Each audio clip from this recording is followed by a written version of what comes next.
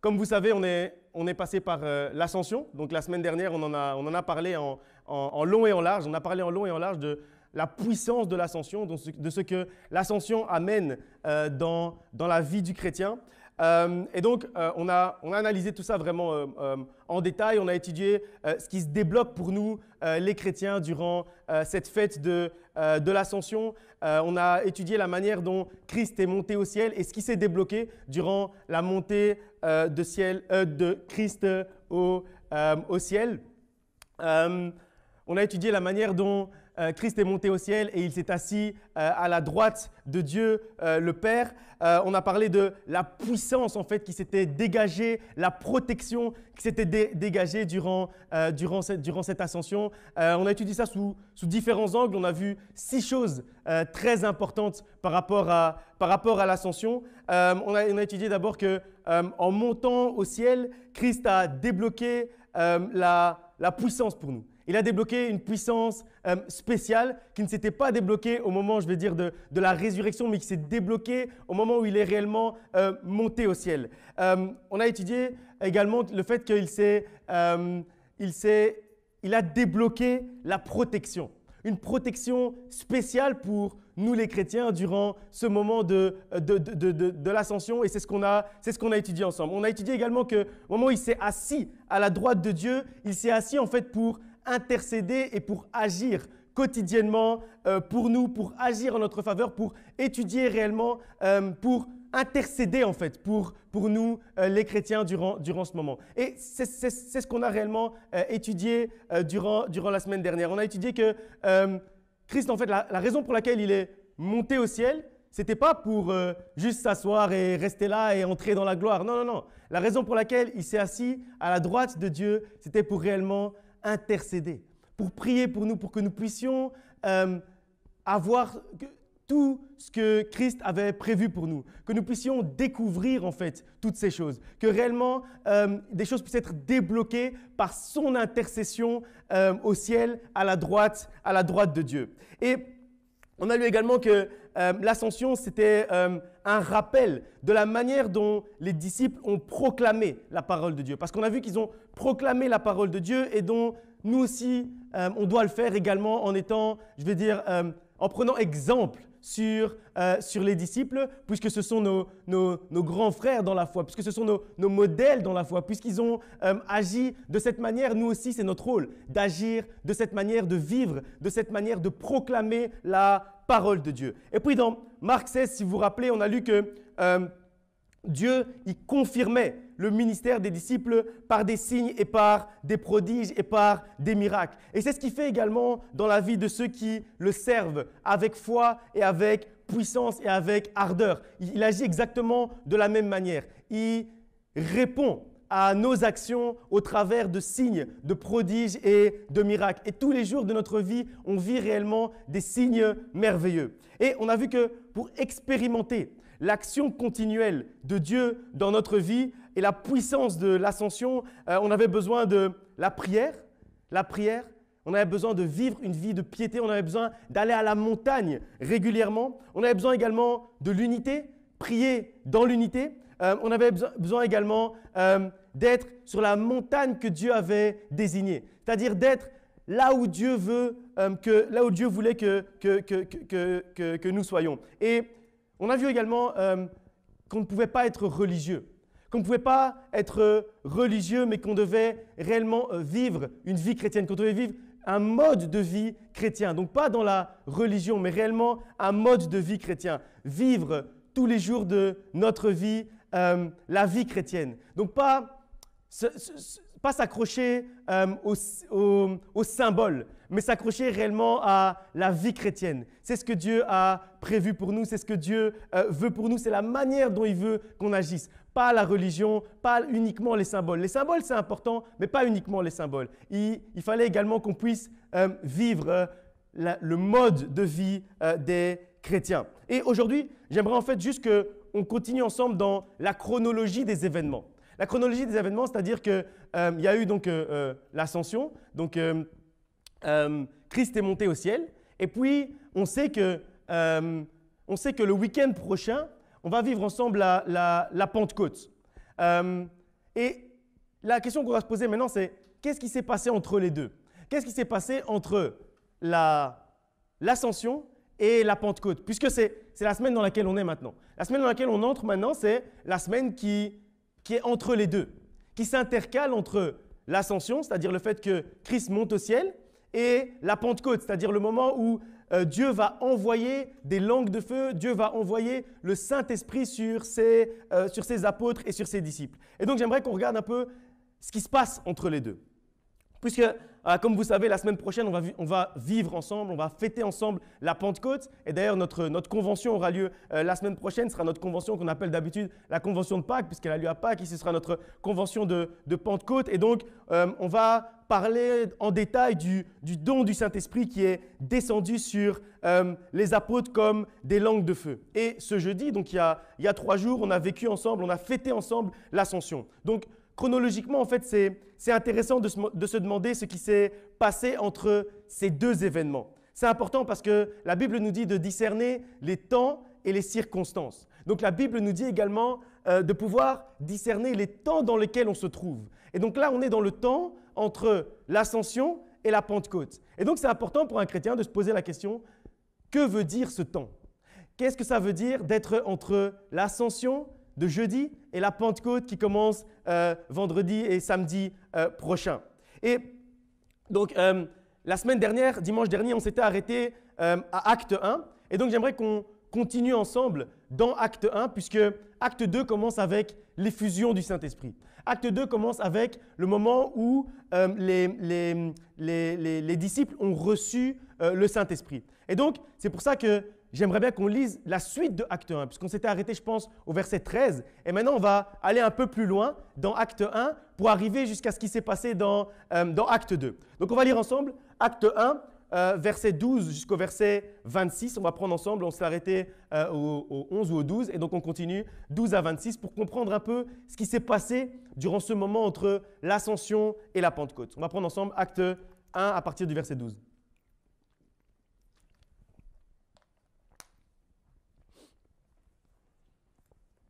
Alors, ils retournèrent à Jérusalem, de la montagne appelée des Oliviers, qui est près de Jérusalem, à la distance d'un chemin de sabbat. Quand ils furent arrivés, ils montèrent dans la chambre haute où ils se tenaient d'ordinaire. C'étaient Pierre, Jean, Jacques, André, Philippe, Thomas, Barthélemy, Matthieu, Jacques, fils d'Alphée, Simon le Zélote et Jude, fils de Jacques. Tous, d'un commun accord, persévéraient dans la prière avec les femmes et Marie, mère de Jésus, et avec les frères de Jésus. En ces jours-là, Pierre se leva au milieu des frères, le nombre des personnes réunies étant d'environ 120. Et il dit, « Hommes, frères, il fallait que s'accomplisse ce que le Saint-Esprit dans l'Écriture a annoncé d'avance par la bouche de David, au sujet de Judas, qui a été le guide de ceux qui ont saisi Jésus. Il était compté parmi nous, il avait part au même ministère. Cet homme, ayant acquis un champ avec le salaire du crime, est tombé, s'est rompu par le milieu du corps et toutes ses entrailles se sont répandues. La chose a été si connue de tous les habitants de Jérusalem que ce champ a été appelé dans leur langue Akeldama, c'est-à-dire champ du sang. Or, il est écrit dans le livre des psaumes que sa demeure devienne déserte et que personne ne l'habite, et qu'un autre prenne sa charge. Il faut donc, parmi ceux qui nous ont accompagnés, que tout le temps que le Seigneur Jésus a vécu avec nous, depuis le baptême de Jean jusqu'au jour où il a été enlevé de nous, il y en ait un qui nous soit associé comme témoin de sa résurrection.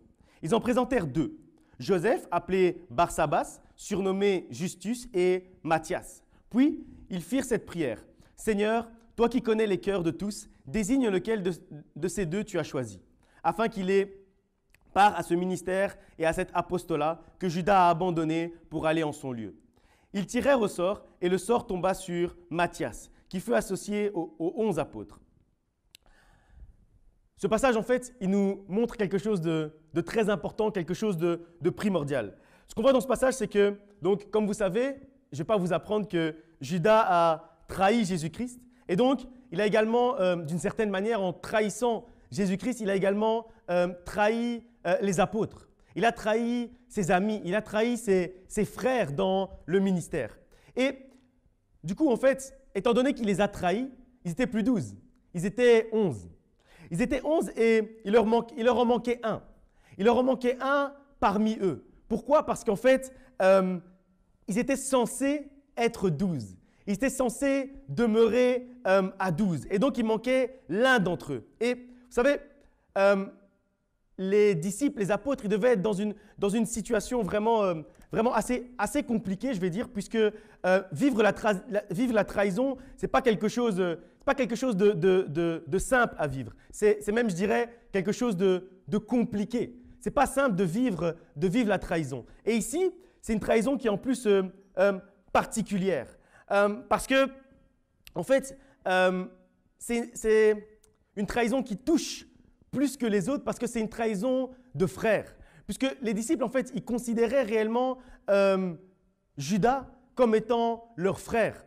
Et donc, les disciples considéraient réellement Judas comme étant un frère d'âme, comme étant un vrai ami, mais plus que ça. Vous savez, il y a certains amis, au fur et à mesure qu'ils se comportent comme des amis, à un certain moment, ils deviennent comme des frères. Et quand on les aime comme des frères, ce n'est pas simple de se dire qu'à un moment donné, ils nous trahissent. Ce n'est pas quelque chose de facile. Et donc, ça touche, ça fait mal. À plus forte raison quand on est comme les disciples. En plus de juste dire qu'ils l'aiment comme un frère, en plus de ça, ils vivaient réellement comme une réelle famille. À plus forte raison, pour eux, comme ils vivent comme une famille, ils vivent ensemble, ils marchent ensemble, ils mangent ensemble, ils sont tout le temps en fait les uns avec les autres. Quand on se considère comme des frères, comme le faisaient les apôtres, les disciples, c'est comme si un de leurs frères les avait trahis, comme si une personne de leur famille les avait trahis, parce que la Bible nous dit qu'ils partageaient tout ensemble, les 12. Donc avec Judas également, ils partageaient tout. Ils mangeaient avec lui, ils dormaient avec lui, ils rigolaient avec lui. Donc ils étaient réellement attristés au moment où cette trahison a eu lieu. Ils étaient réellement blessés, ils étaient réellement meurtris. Et en fait, Dieu ne pouvait pas les laisser passer à la prochaine étape. Et comme vous savez, la prochaine étape, c'est la Pentecôte. La prochaine étape, c'est l'effusion du Saint-Esprit. La prochaine étape, c'est qu'ils reçoivent le Saint-Esprit et qu'il soit une lumière pour les nations. La prochaine étape, c'est qu'ils reçoivent le Saint-Esprit et qu'ils puissent être des messagers, qu'ils puissent apporter la parole partout où ils vont aller. Mais avant de pouvoir réellement recevoir le Saint-Esprit et entrer dans ce grand ministère, avant ça, il fallait quelque chose d'important. Et cette chose importante qu'il fallait, c'était la restauration. Et c'est ce qu'on va voir maintenant. Ils ne pouvaient pas entrer en fait dans cette Pentecôte si d'abord ils n'avaient pas d'abord été restaurés. Et donc, pour recevoir la Pentecôte, pour recevoir le Saint-Esprit, il fallait d'abord recevoir la restauration. Donc, avant la Pentecôte, avant l'effusion du Saint-Esprit, il faut d'abord en premier lieu, la restauration. Et c'est pour ça que, en fait, entre l'ascension et la Pentecôte, entre ces deux fêtes importantes pour le chrétien, il y a d'abord la restauration. Entre ces deux fêtes, il y a la restauration. Et ce qui est intéressant ici, c'est la manière avec laquelle Dieu va les restaurer. Il ne va pas les restaurer de manière anodine, c'est ce qu'on voit ici. Il va les restaurer d'une manière particulière parce que ce que les disciples, ce que les apôtres vont lui demander à ce moment-là, c'est ce que nous dit ce passage, c'est de restaurer leur nombre de 12. Ils vont demander de restaurer une personne. C'est-à-dire, j'ai perdu Judas, il me faut une personne. Il me faut un autre apôtre. Il me faut un autre disciple. Et c'est ce qui se passe ici. Donc, ils vont poser cette question à Dieu en demandant, Seigneur, donne-nous quelqu'un pour remplacer Judas qui a été écarté du milieu de nous et qui s'est mal comporté. Donc, ils avaient besoin d'une personne avec eux. Et ce qui s'est passé, c'est primordial et c'est très intéressant dans la manière dont Dieu restaure. Ils avaient perdu l'un d'entre eux, mais Dieu a répondu à leur prière où ils demandaient une nouvelle personne en leur amenant deux autres.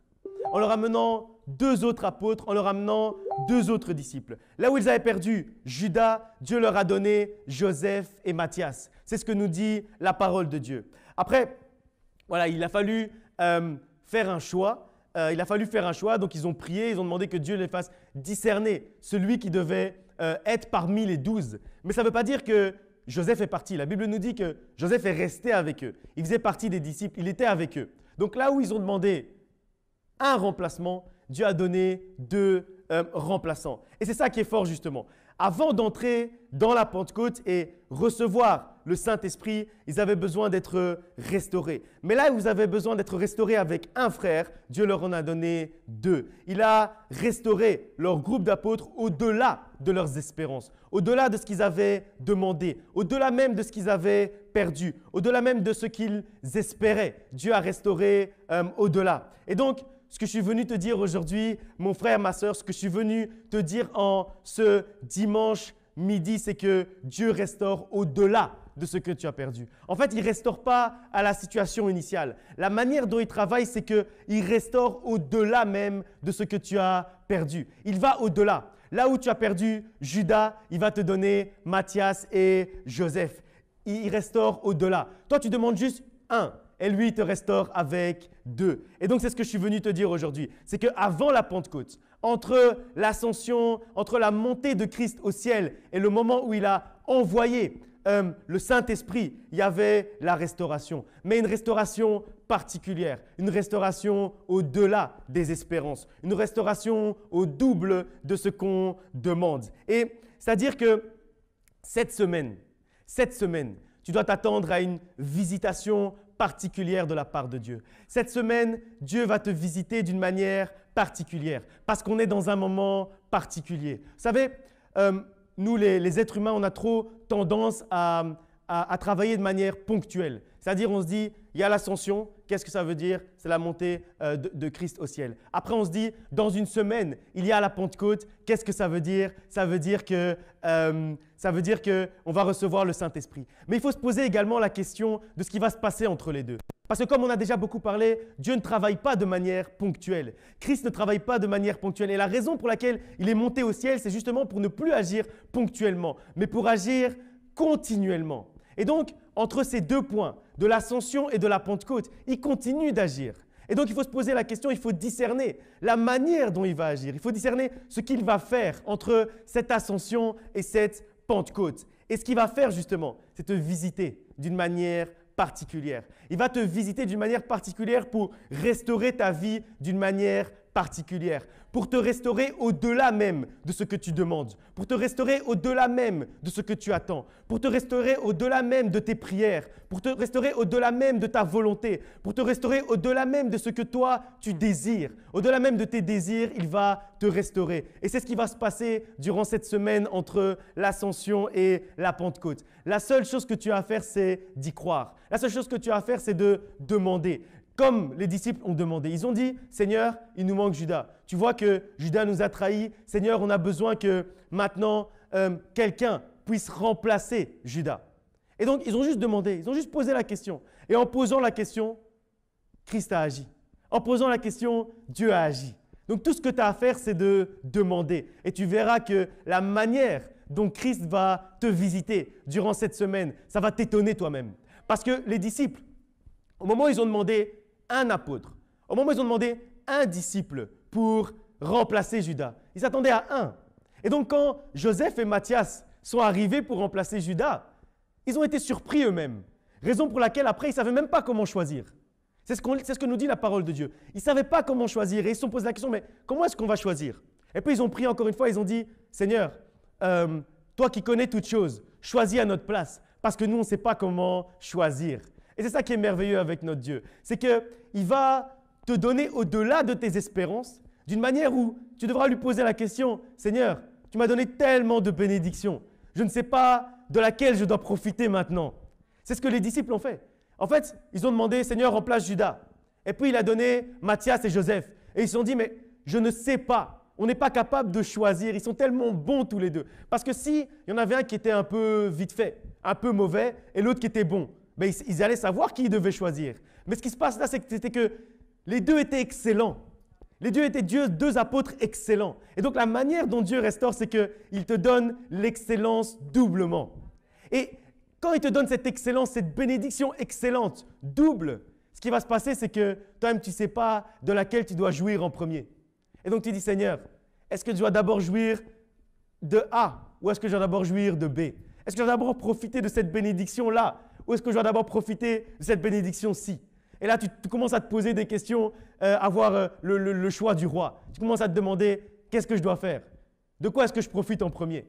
Et c'est ça qui est merveilleux avec notre Dieu. Et donc, mon message pour toi aujourd'hui, c'est que si tu as perdu un hier, sache que Dieu va restaurer 2 demain. Et pas 2 moyens, il va restaurer 2 excellents. Parce que Matthias et Joseph, ils étaient même meilleurs que Judas. Donc, il a restauré 2 fois 2, mais excellents. Et donc, il double, mais en plus de doubler, il améliore également la qualité. Donc, si tu as perdu un moyen hier, sache qu'il va te donner 2 excellents demain. Dieu va restaurer tout ce que tu as perdu ou tout ce que tu penses avoir perdu à un niveau auquel tu ne t'attends même pas, à un niveau que tu n'espères même pas, à un niveau que tu ne désires même pas. La restauration au-delà de tes espérances, c'est ce que Dieu a prévu pour toi durant cette période entre l'Ascension et la Pentecôte. Et c'est vraiment quelque chose de fantastique. Dieu restaure ta vie au-delà de tes désirs, au-delà de ton espérance, au-delà même de ta volonté. Et c'est ce qui s'est passé. C'est ce qui s'est passé dans la parole de Dieu entre l'Ascension et la Pentecôte. Dieu a restauré et il a restauré au-delà de l'espérance des disciples, au-delà de l'espérance de ses enfants. Et en ce moment, justement, où on est entre l'Ascension et la Pentecôte, on est réellement dans cette période. On est réellement dans cette période de restauration. On entre dans une période particulière, une période où Dieu va nous visiter individuellement et personnellement d'une manière particulière. On entre dans une période de restauration, mais pas n'importe quelle restauration. Une restauration complète, une restauration double, une restauration totale, une restauration au-delà de nos espérances. Et comme Dieu ne fait rien au hasard, comme il travaille avec la même voie pour tous, c'est vraiment merveilleux de voir que le thème de notre année 2021 au niveau national pour l'Église de Dieu en Belgique, qui a été proclamé par notre bishop, c'est la restauration complète et dans tous les aspects possibles et imaginables de notre vie. Et donc, depuis le début de l'année, ici au niveau local, on a déjà un petit peu parlé, mais on n'a pas vraiment encore eu le temps d'aller réellement en détail du thème national de l'Église de Dieu en Belgique. Et donc, je crois que c'est le moment maintenant, puisqu'on est entre justement ce moment entre l'Ascension et la Pentecôte, ce moment de restauration particulière. Je crois que c'est le moment parce que c'est ce que la parole de Dieu nous enseigne. Donc, il y a 12 aspects de la restauration complète. C'est assez long, donc on va commencer aujourd'hui. Si on n'a pas le temps, on terminera les 12 aspects plus tard, mais on va parcourir dans la parole de Dieu les 12 aspects de la restauration complète et totale que Dieu veut pour nous. Mais avant ça, on va d'abord parler de ce qu'est la restauration. Avant de parler des 12 aspects, avant de parler des 12 clés de la restauration, on va d'abord parler de la manière dont Dieu restaure notre vie, la manière dont Dieu veut restaurer ta vie. On va lire un passage dans Ésaïe chapitre 61, versets 6 à 7. Ésaïe 61, versets 6 à 7.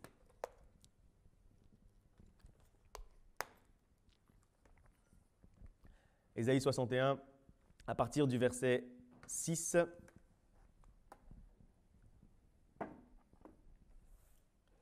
Mais vous, on vous appellera sacrificateur de l'Éternel. On vous nommera serviteur de notre Dieu. Vous mangerez les richesses des nations et vous vous glorifierez de leur gloire. Au lieu de votre opprobre, vous aurez une portion double. Au lieu de l'ignominie, ils seront joyeux de leur part. Ils posséderont ainsi le double dans leur pays et leur joie sera éternelle. Comme on l'a lu tout à l'heure dans Acte 1, quand Dieu te rend ce que l'ennemi a volé ou ce que tu crois avoir perdu, il le rend en double. Et c'est ce que nous confirme en fait ce passage. D'abord, il nous parle d'un transfert. Il nous parle d'une manière d'échanger. Il y a un chant que j'aime bien qui dit j'ai changé ma souffrance en joie, j'ai changé ma peur en paix, j'ai changé mon malheur en bonheur. Et c'est ce dont nous parle en fait ce passage de Ésaïe 61. Il nous dit qu'au lieu de notre opprobre, on aura la joie. Mais pas la joie simple, on aura la joie double. C'est ce que nous dit ici. Au lieu de votre opprobre, vous aurez une portion double. Au lieu de l'ignominie, ils seront joyeux. Et donc, là où l'ennemi a essayé d'affaiblir les apôtres, comme on a lu tout à l'heure en retirant Judas d'au milieu d'eux, au travers de sa trahison, on voit que l'ennemi a pris d'une certaine manière Judas, mais Dieu a rendu Joseph et Matthias. Et donc, comme le dit ce passage d'Ésaïe, Dieu enlève ton opprobre. Il enlève l'opprobre et il le remplace par une portion double de ce que tu as perdu, mais encore plus excellent, comme on l'a lu tout à l'heure. Et si l'ennemi a essayé de te voler quelque chose, sache que Dieu a déjà prévu la portion double pour le remplacer. Parce que Matthias et Joseph, Dieu les avait déjà préparés à l'avance. Parce que ça a été rapide en fait. Ça a été rapide, ça a pris quelques jours. Au moment où les disciples ont prié, ils étaient déjà prêts à les rejoindre. Donc au moment où ils ont prié pour dire voilà, il nous manque un des 12. À ce moment-là, Matthias et Joseph étaient déjà à la porte. Et ils ont directement toqué. Sache que si tu as perdu quelque chose, le remplacement double est déjà à la porte et en train de toquer à ta porte. Tout ce que tu as à faire, c'est de le saisir. Ce que tu as à faire, c'est de l'accepter. Ce que tu as à faire, c'est avoir foi, avoir confiance, avoir l'espérance dans l'action de Dieu pour ta vie.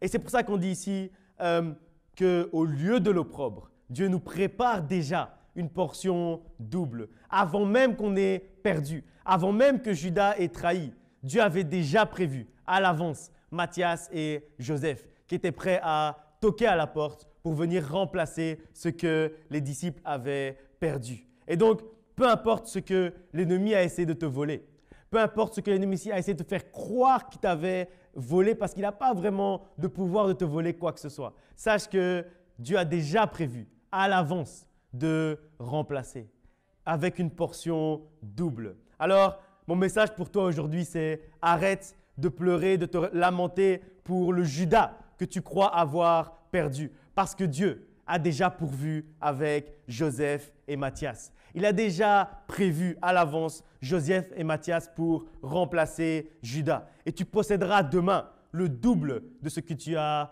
perdu hier. Ton opprobre sera changé en portion double. On va lire encore un passage dans Genèse. Genèse chapitre 41, versets 50 à 52. Genèse 41, 50 à 52.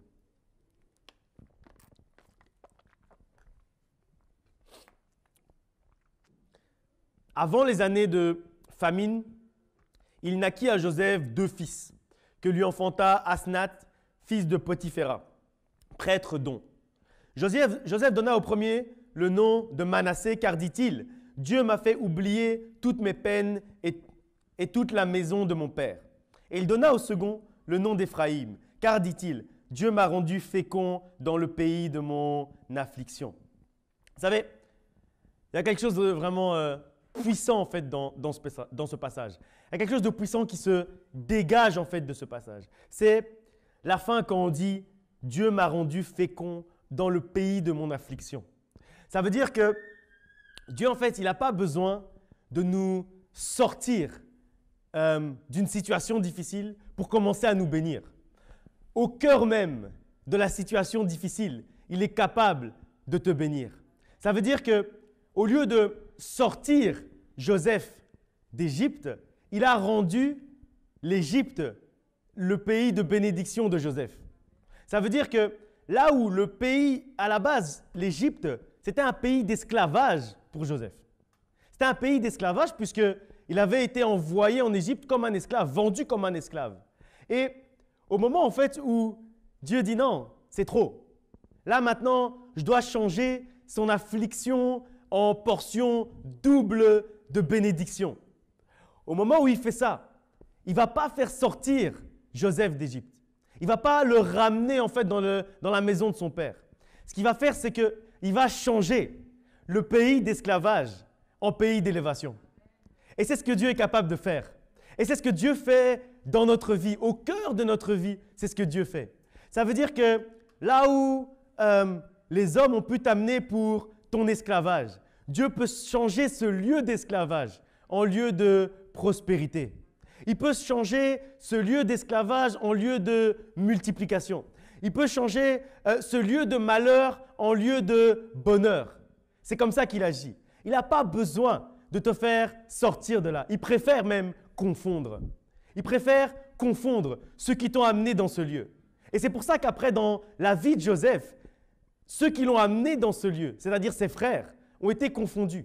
Et comment est-ce qu'ils ont été confondus? C'est que quand ils sont venus pour aller chercher de la nourriture en Égypte, ils ont trouvé celui qu'ils avaient envoyé à l'esclavage.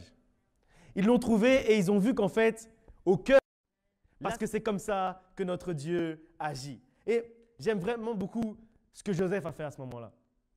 Ce qu'il fait, c'est vraiment quelque chose de prophétique en fait. Le nom que Joseph va donner à ses enfants, c'est quelque chose d'énorme, c'est quelque chose de prophétique parce que, en fait, il va appeler la circonstance avec un nom et avec deux noms même. Et parfois, en fait, et c'est pour ça que je dis que c'est important de discerner les temps et les circonstances. C'est important de comprendre dans quel temps, dans quelle période on se trouve.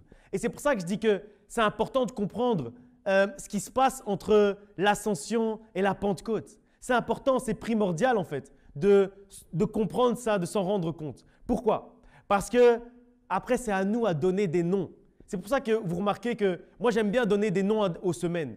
Je dis, c'est la semaine de la restauration, c'est la semaine du pardon, la paix, c'est la semaine de la joie, c'est la semaine de la bénédiction. Vous remarquez que j'aime bien faire ça. La raison pour laquelle j'aime bien faire ça, c'est parce que j'aime beaucoup ce que Joseph a fait dans ce passage. Il est en doublement ce qu'il a perdu. Et moi, personnellement, ça m'enseigne et ça devrait également vous enseigner, ça devrait également enseigner chacun d'entre nous. Au cœur de la crise, proclame Manassé et Éphraïm.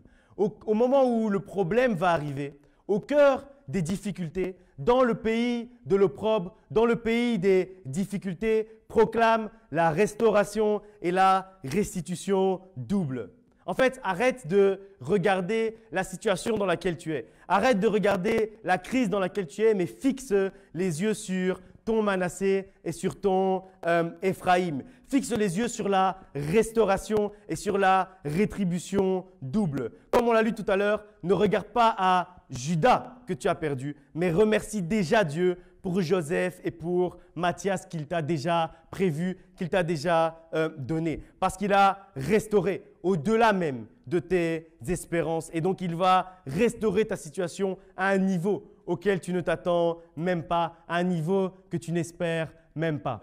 Même si tu as l'impression d'être dans les ténèbres, Dieu continue à être ta lumière. Ce n'est pas qu'il sera ta lumière demain, c'est qu'il est ta lumière. Même au cœur des ténèbres, même au cœur de l'obscurité, il continue à être ta lumière. Même si on se moque de toi parce que tu es dans l'obscurité, toi tu sais que tu es en fait dans la lumière qui vient de ton Dieu. Et donc, il est capable de changer les ténèbres qui t'entourent en lumière. Il est capable de changer l'obscurité qui t'entoure en lumière. Si tu es tombé, tu te relèveras, donc garde espoir. Si tu es triste, tu seras dans le bonheur, tu seras heureux, donc garde espoir. S'il te manque la paix, Dieu va restaurer ta paix, donc aie réellement confiance. N'aie pas peur, ne crains rien et ne te décourage pas à cause des situations parce que ton Dieu est ton secours, parce qu'il a donné Manassé et Éphraïm. Donc regarde vers Manassé et Éphraïm. Regarde vers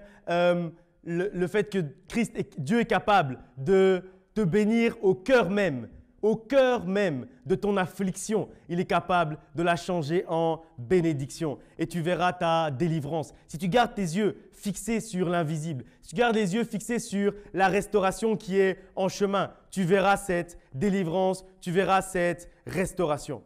Comme je vous avais dit, cette restauration, elle est double, elle est complète, elle est totale. et c'est au-delà de ce qu'on espère. Et donc, j'ai dit en introduction que cette restauration se décline en 12 parties. Il y a 12 aspects en fait de la restauration. Et donc, ces 12 sous-thèmes, ils ont été inspirés par notre bishop. Et on aura le temps d'aller en détail de chacun des sous-thèmes. Et là, on va juste parcourir en fait les passages directeurs ensemble. Et je vous encourage vraiment à étudier chaque partie parce que la restauration, en fait, comme j'ai dit, elle doit être totale et complète. Elle ne doit pas être partielle. On ne peut pas se dire « je me satisfais d'une restauration partielle ». Elle doit être totale et complète parce que la restauration doit être dans tous les secteurs de notre vie, à tout moment, en tout lieu. Et donc, on commence avec la restauration de la foi. Dans Luc, au chapitre 17, versets 5 à 6, on nous dit que les apôtres dirent au Seigneur, « Augmente-nous la foi ». Et le Seigneur dit, « Si vous aviez la foi comme un grain de sénévé, vous diriez à ce sycomore, déracine-toi et plante-toi dans la mer, et il vous obéirait. » Et donc, ce qu'on voit ici, c'est que à un certain moment, Dieu est capable également de restaurer notre foi. Il est capable de restaurer notre foi d'une manière au-delà, encore une fois, de nos espérances. On dit « augmente notre foi ». Les disciples ont demandé l'augmentation de la foi. Ils n'ont pas dit « donne-nous la foi qu'on a déjà ». Ils ont dit « augmente notre foi ». Et donc, Dieu va donner la portion de foi au-delà de nos espérances. Et puis, on voit après la deuxième partie de la restauration, c'est la restauration de notre compréhension. Et ça, on le voit dans Romains 12 au verset 2, quand on nous dit qu'on sera transformé, que notre intelligence, que notre compréhension, que notre discernement seront réellement transformés. Romains 12 au verset 2. Et puis après, on nous parle de la restauration de l'appropriation, c'est-à-dire ne pas croire que les choses se font par les humains, mais comprendre, être conscient que les choses se font par l'action de notre Dieu. Et donc, on nous parle de ça dans 1 Corinthiens, chapitre 3, versets 21 à 23, que personne donc ne mette sa gloire dans les hommes, car tout est à vous et tout est pour la gloire de votre Dieu. Ensuite, au verset donc, 8 de Josué 1, on nous parle de la restauration de l'action. Vous savez, la restauration, ça passe également par l'action. C'est-à-dire qu'à un certain moment, la restauration, ce n'est pas juste être passif et attendre la restauration. La restauration, c'est également être actif dans la restauration. C'est restaurer en fait notre champ d'action. À un certain moment, on doit restaurer l'action que Dieu veut qu'on puisse faire. On doit faire des choses dans la restauration. Pas juste dire, OK, je suis là, mais je n'agis pas et mon action n'est pas restaurée. Après, le cinquième pilier de la restauration, c'est dans Deutéronome chapitre 4, verset 9. On nous parle de la restauration des systèmes de fonctionnement. On nous dit seulement prends garde à toi et veille attentivement sur ton âme tous les jours de ta vie de peur que tu n'oublies les choses que tes yeux ont vues et qu'elles ne sortent de ton cœur. Enseigne-les à tes enfants et aux enfants de tes enfants. C'est-à-dire qu'il y a des choses qui fonctionnent et il faut qu'elles soient également restaurées. Il faut se rappeler de ce que Dieu nous a enseigné, de la manière dont Dieu nous a enseigné d'agir au jour le jour. Et puis après, le sixième pilier, c'est la restauration de la bonne gestion et de la fidélité. Dans Matthieu chapitre 5, verset 21, on nous parle de cette fidélité. Bon et fidèle serviteur, tu as été fidèle en peu de choses, donc je t'en donnerai de plus grandes parce que tu as fait la joie de ton maître. Après, on nous parle de la restauration de la productivité. Dans Matthieu chapitre 18 au verset 23, la restauration de la productivité. Et puis, dans 1 Corinthiens chapitre 12, versets 4 à 7, on nous parle de la restauration des dons et de la créativité. On dit qu'il y a diversité de dons et tous ces dons doivent être restaurés en nous. Parfois, il y a des dons qu'on n'utilise plus. Parfois, on est plus créatif parce qu'il nous manque certaines choses. Et donc, ces choses, on doit les restaurer également pour pouvoir repartir à zéro avec notre Dieu et utiliser les dons qu'il a mis en nous. Après, dans Proverbe 17, 17, on nous parle de la restauration des relations et de l'amitié. On nous dit « l'ami en tout temps, l'ami aime en tout temps et dans le malheur, il se montre comme un frère ». C'est important d'avoir des bonnes relations et c'est important que ces relations soient restaurées. Ça veut dire qu'en cette période entre l'Ascension et la Pentecôte, c'est le moment de restaurer également tes relations. les relations qui ont été peut-être brisées, des relations qui ont été peut-être perdues. C'est le moment réellement de les restaurer. Que Dieu puisse restaurer tes relations. Dans Acte 5, versets 38 à 39, on nous parle de la restauration de l'œuvre de Dieu. On nous dit « Et maintenant, je vous le dis, ne vous occupez plus de ces hommes et laissez-les aller. Si cette entreprise ou cette œuvre vient des hommes, elle se détruira. Mais si elle vient de Dieu, vous ne pourrez pas la détruire. Ne courez pas le risque d'avoir combattu contre votre Dieu. » Et donc ici, on nous parle en fait du fait que peu importe ce qui arrive, peu importe les combats, quand l'œuvre de Dieu vient réellement de Dieu, elle va arriver au bout. Peu importe la manière dont les gens peuvent te combattre, si ce que tu fais vient réellement de ton Dieu et est pour l'avancement du royaume de Dieu, sache que peu importe les combats, ça arrivera au bout. Peu importe les combats, ça arrivera à son terme, tu entreras dans ta destinée. Apocalypse chapitre 5, verset 13 nous parle de la restauration, de la louange et de la célébration. On nous dit que toute créature dans le ciel et sur la terre célèbre et loue notre Dieu. Il faut également que notre célébration, notre louange, notre adoration soit restaurée pour qu'on puisse continuer à adorer, à louer notre Dieu d'un cœur sincère. Ensuite, la dernière étape de la restauration, c'est la restauration de la paix et du repos. Dans Matthieu 11, versets 28 à 30, c'est un passage que tout le monde connaît.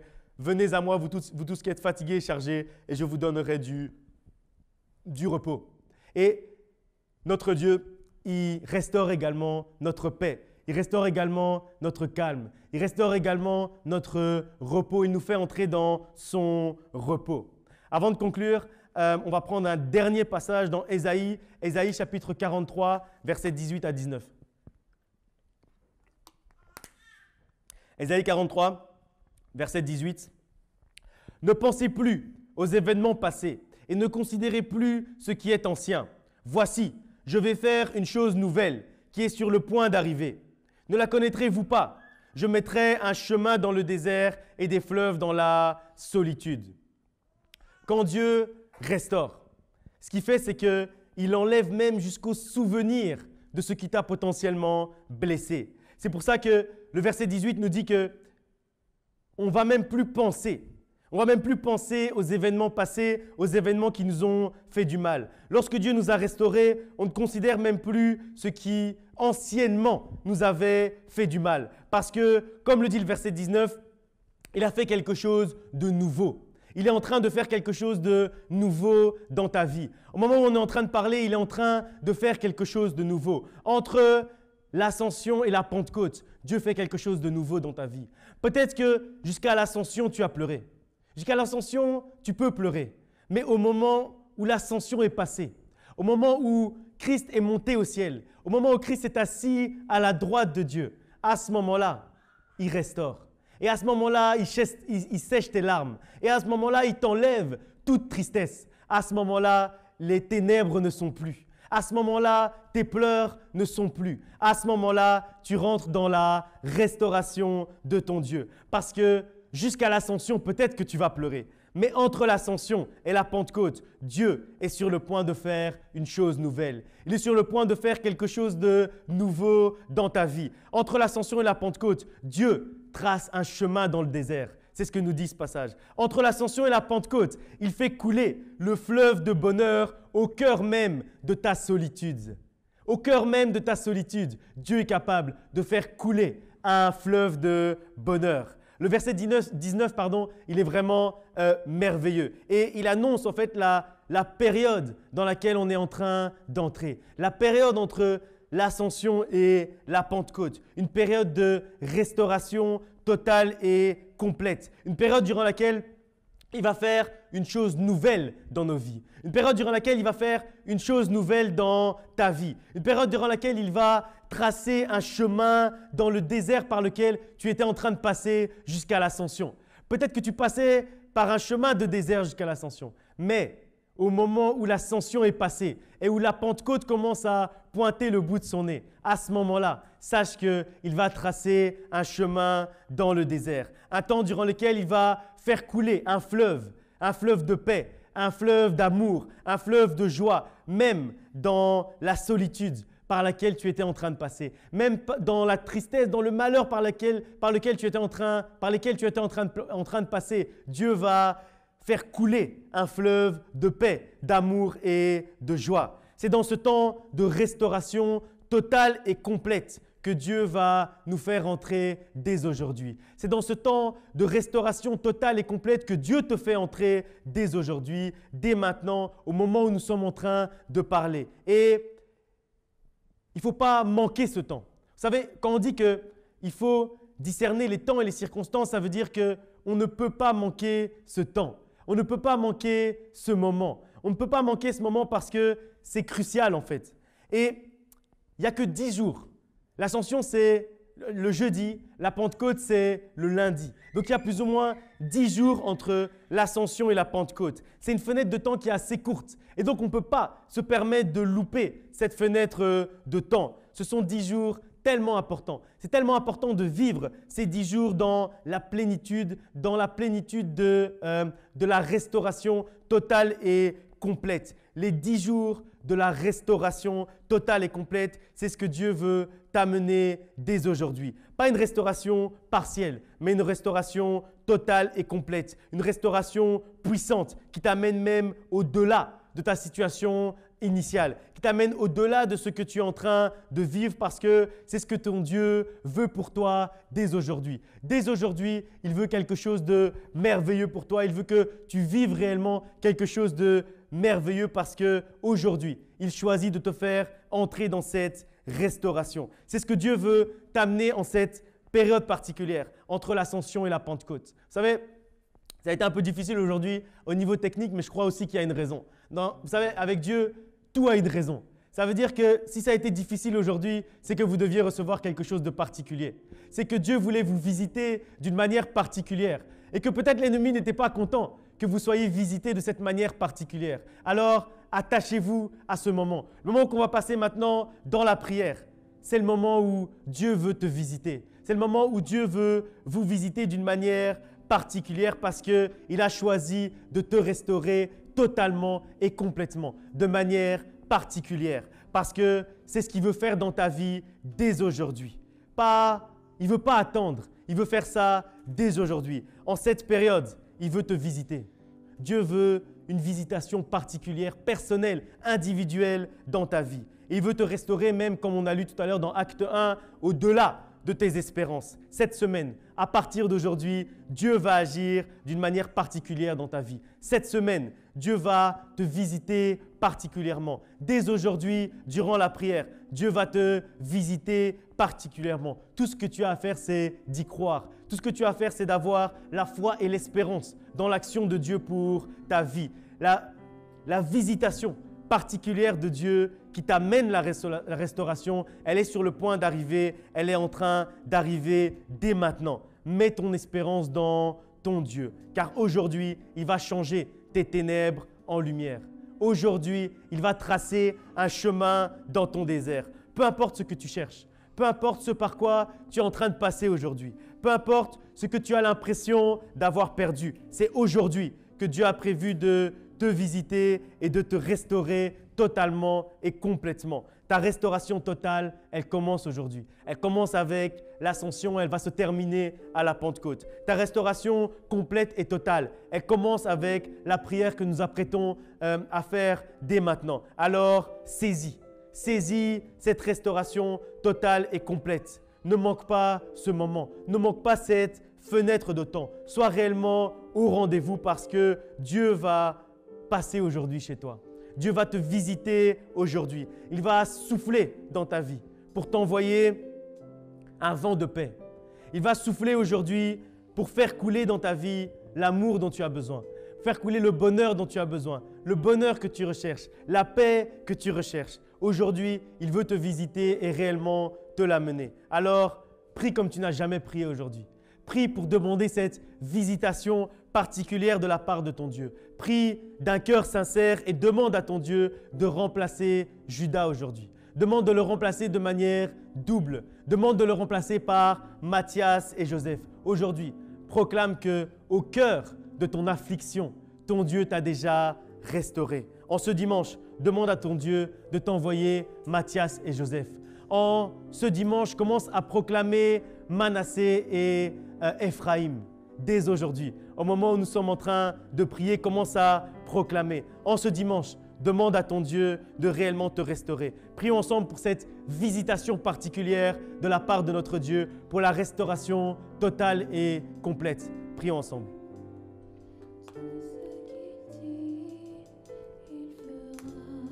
Père éternel, Dieu de gloire, je m'approche devant ton trône, Seigneur, avec tes enfants. Je m'approche devant ton trône, Seigneur, avec tes fils, Seigneur, qui s'approchent aujourd'hui, Seigneur, pour te demander, Seigneur, cette restauration, cette visitation particulière, cette restauration particulière. Que vraiment aujourd'hui, Seigneur, tu puisses mettre ta main, Seigneur, dans la vie de quelqu'un. Qu'aujourd'hui, Seigneur, tu puisses souffler, Seigneur, quelque chose de nouveau. Que tu puisses souffler, Seigneur, un vent nouveau. Qu'un vent nouveau aujourd'hui, Seigneur, puisse se répandre, Seigneur, dans la vie de mes frères et de mes sœurs. Qu'aujourd'hui, Seigneur, tu puisses mettre ta main, Seigneur, dans la vie de quelqu'un. Qu'aujourd'hui, Seigneur, tu puisses déposer, Seigneur, la paix, Seigneur. Qu'aujourd'hui, Seigneur, tu puisses déposer la joie. Qu'aujourd'hui, Seigneur, tu puisses déposer l'amour. Que réellement, Seigneur, aujourd'hui, Seigneur, tu puisses travailler, Seigneur. Parce que, Seigneur, tu es capable. Parce que, Seigneur, tu es capable aujourd'hui, Seigneur, de répandre, Seigneur, cette lumière, Seigneur, dans les ténèbres. Aujourd'hui, Seigneur, tu es capable, Seigneur, de changer notre opprobre, Seigneur, en bonheur, Seigneur. Qu'aujourd'hui, Seigneur, tu es capable de changer, Seigneur, notre tristesse en joie. Agis, Seigneur, aujourd'hui. Il ne t'abandonnera pas, il fera beau. Oh, oh, oh, il fera oh, oh, oh, il fera. Dieu est capable de faire tout ce qu'il dit. Merci, Seigneur, parce que tu vas faire aujourd'hui, Seigneur. Merci parce que, Seigneur, tu vas agir puissamment aujourd'hui. Agir puissamment dans la vie de quelqu'un. Toutes ces promesses envers toi. Garde la foi, garde ta foi en Dieu. Il ne t'abandonnera pas. Il fera beau. Oh, oh, oh, oh, il fera.